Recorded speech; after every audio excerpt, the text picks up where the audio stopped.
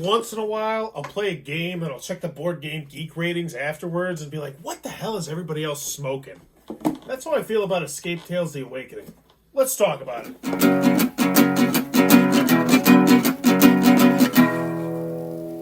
What does that even mean, Bowers Game? Ahoy there, YouTube. We're back again today for another Thoughts from the Corner with my good friends Adam and Ronnie. Yep. And we're talking about Escape Tales The Awakening from Board and Dice. This is for 3 to 6 hours. Take you 1 to 4 players. It's for ages 16 plus.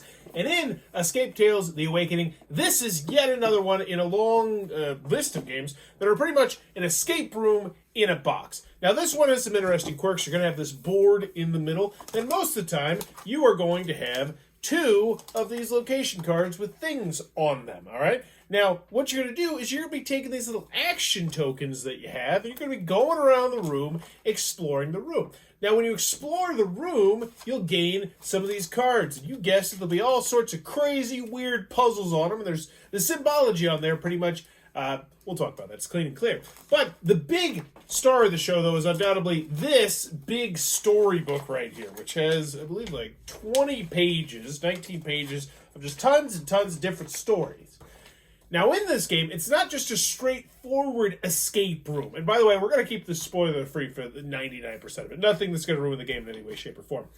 But this one actually has a choose-your-own-adventure style thing where you pick your path. So, for instance, for one of them, it was like, oh, do you want this toy or that toy? Or do you want to talk to the doctor or not talk to the doctor? But based on what you do, you'll have different things that'll happen to you. It'll also say, oh, you got to get rid of a card. And you're like, oh, I got this card and that card. And based on which card to get rid of, it can impact you in the future. Also, there's the very distinct possibility that you will lose this game, in which case you then have to revisit the game. And I will say, I have played this twice now. Apparently I played it in a past life, and I forgot everything that happened, but you can keep track of what's going on right in here, and you can continue about on your merry way. So, before we get into this, I do want to ask, just to preface it, do you like escape rooms? Oh, I love in-person escape rooms. Do you like escape room games? I've played some that I like, for sure. Same question? Yes and yes. Yes, I like escape rooms. Well, I don't remember the second question. What was it? Do you like about escape room games? Oh. Hit or miss. So, Escape Tales The Awakening. Who wants to start with their thoughts on this one? Because we played this for, I think it was like 2.5 hours, right? It's about 2 hours, somewhere in there. Sure. And you want to start, Adam? Yeah, so started out like other escape room games, pretty decent puzzles, and then it kind of went off the rails. I didn't understand what I was trying to figure out a lot of the times. It's like everything's a number code, typically.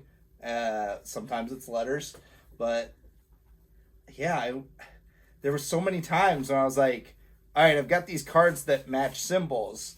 How do they relate together? Like, I didn't have anything to go on. Like, why am I doing this? Like, what's the purpose?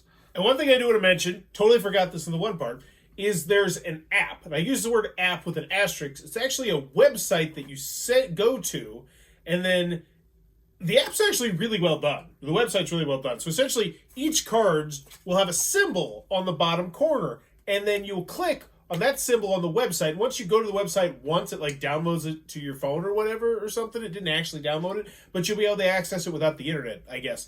And on that, it shows a couple things. You can hit a button. It'll say how many cards you need to solve this. So it'll be like, oh, you need 3 cards, and you need a specific location in order to solve this puzzle, which I will say, I think is a very nice feature. Also, very robust hint system where it's like, all right, here's your first hint. It's kind of okay. And then you get the next hint. And you can have it, so you can go with the hints. It has all the nice bells and whistles you'd want out of an escape room game. And I think what you're saying, though, is even with some of those hints, you still were kind of befuddled. Yeah, like, so you go into you got all the cards. You're like, okay, I have all these cards. I need to figure out this one aspect of it. I know that it needs to be a 4-digit number. And then you look at what's in front of you, and there's a bunch of random stuff, colors and whatnot, and sometimes you can figure it out. Like, okay, I see this is trying to access this, and this is going for that. But it's like, some of them were just so convoluted that I was like, how did anyone without these hints jump to that next step? I like to call that the, oh, look how clever I am. Which you feel, if you've played a lot of escape room games, you absolutely feel that about some puzzles where it's like, really? This is supposed to logically think that way? Like, what? Nah. I think like the goal is like after a puzzle is solved, like the goal is for you to go, oh, that's neat, not like, oh, that's it. Well, yeah, and I felt like, you know, like there was narrative story, but that didn't always tell you, like, give you a clue as to how to solve the puzzle, which was really irritating.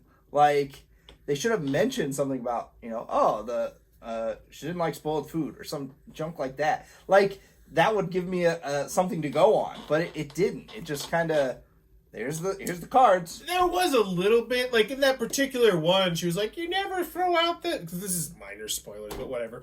It's like, oh, you never throw out the spoiled milk. And it's like, yeah. What'd you think about it, Ronnie? For me, actually the biggest complaint is the storyline. That is my biggest complaint about it, because I feel because they try to sell you on the storyline. There's a lot of it. There's a lot of talking that is storyline, and I did not like it. It sort of reminded me of like if you like it's just like a bunch of random events that happen. Sort of like in like Betrayal at House on the Hill, but like you actually try to make a story out of it, but like they all just seem discombobulated events. I imagine they eventually interweave. I imagine they don't, but maybe.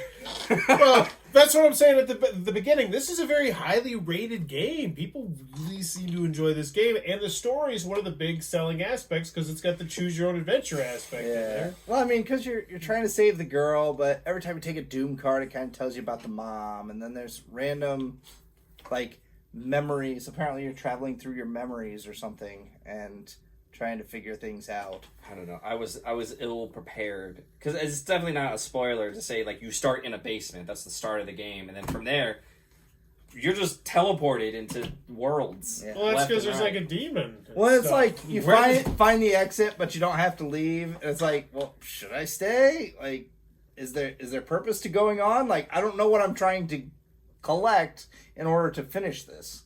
Which I guess is, if you do multiple playthroughs, you kind of get the idea of what you should be looking for and what you should be getting.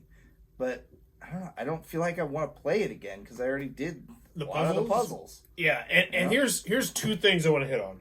First, you really do want to kind of like get in close and look at that. It's kind of hard to see stuff on the card, but if you really study and analyze it, you can find little details. Be like, oh, maybe that's this, that. Which is, I wish these were bigger. So that's that. But the other thing, and the thing that I enjoy in-person escape rooms, these games are very hit and miss. And the worst thing I think in some of these games is when there's not enough to do, and so you're just kind of sitting there waiting while someone else figures out a puzzle, and then they're like, hey, do you want to give it a whirl? And then they hand you this, and you're like, oh yeah, let's do this. Like, I don't know what any of this crap means. And it's like, do you want to start from square one? And then it's just, and I felt like there was a few times in our play sessions where it felt like we were all doing something.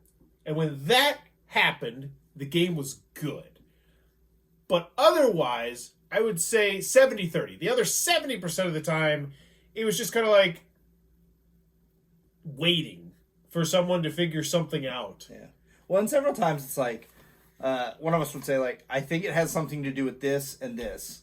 And then, like, we read the hints and it's like, it did, but nowhere near the way you thought it was going to. Like, and it didn't seem logical to jump to that conclusion. And also, to hark on one thing you said, I don't know if hark's the correct word because I never use it normally. There's a lot of story going on, but if someone's exploring the room, because that's a big chunk of it, because there's like, you put the little tokens out, you go there, you read something, you're drawing cards, you're discarding cards, and someone's focused on the puzzle, because the puzzle's very difficult in many instances, at least that's a your mileage may vary kind of thing, but I feel like most people are going to think that it's a difficult game. Like, you don't really get as much of the story if you're focused on the puzzle, and it's just, I don't know, it didn't land with me at all. I don't have any desire to revisit it. I didn't find the story that compelling, even though, And not because of the dark theme, because this is a very dark theme. It deals with some stuff. It's like there's like suicide and death. Yeah, I think like H.P. Lovecraft. And I want to like that story, and and honestly, I really would like to just go through and just see what the story's all about. And I can't even really do that because of the way the storybook's constructed. But I didn't care enough to go back through and. Yeah, so, I mean, the game that I compared this to was Time Stories. And, like, in Times, I mean, there's a bunch of puzzles, and if you fail, which is actually kind of likely, you have to start from the beginning, and you have to do all the same stuff. Like, so, like, you're doing some of the exact same puzzles again, but, like, every time I play Time Stories and I fail, I'm like, I want to play again. I want to see some more. And I did not get that feeling whatsoever. You don't want to know what happens when we pick the teddy bear? No, I do not. Okay, so question I always ask at the end of this one, I'm pretty sure I know the answer. If I were going to hand you this box, would you want it? No. Nope. The good news is, it's you can replay, like nothing gets destroyed, which I know a lot of people care about. So you could easily just put this back and trade it on Board Game Geek. And Which... I do feel, because I mean on the box it says 3 to 6 hours playtime, and I really don't want to do it. Yeah, I don't think like any escape room in a box I want to do for 3 hours. At least when it's on the box, because it's always longer than the box. I feel like if I was more invested in the story, I might be, but the story is just not great. I don't think. Just, like I said, that that is my biggest problem with the game is I don't like the story. Did you like the story? It was okay.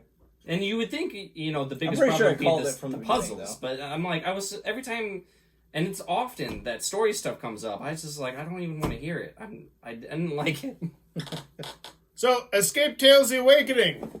Yeah, not one for us. And I'm trying to think of who I'd recommend it to. If you really like escape room games, and you can find this on the cheap.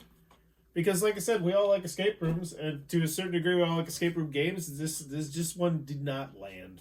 That's Escape Tales: The Awakening from Board and Dice. If it looks like it might be your cup of tea, be sure to check this one out. Also, if you enjoyed the content, please be sure to click on the subscribe button as I'm trying to hit 17,000. Hit the subscribe button as well. It's a good one to hit. And in the comments below, let me know if you could have an escape room about one theme, what would it be? That's a stupid question. Such a basic question. All right, forget that. No, I got it. No. If you had a knife and you had to take over the world with that knife, what's the first building you're going to take over the world with just a knife? With a knife? Oh, God, I can't say that. Never mind. It's going to get me on a list somewhere. Answer the first stupid question. It's boring. I'd make it a zoo, and every thing become an animal, and you have to use animal abilities to get out of the cages. That'd be pretty cool. I would go to a military base and steal a helicopter. With a knife? Escape room game. We're back to that one. I go to the North Pole. I want a Santa-themed one, but like where Santa, you stumbled in, but then you find out that Santa's actually evil, and he murders people when you stumble in, so you have to try and escape from Santa's workshop. Futurama theme. Is that a thing? Yeah, Futurama. Santa's like evil. Cool. Goes around killing people. Well, I don't think he's a robot. evil. I don't think he's evil inherently. It's just that you've trespassed. Like you've essentially you have taken a step too far. So, Stand your ground. Yeah. Let me know in the comments below. Thanks for your time, YouTube.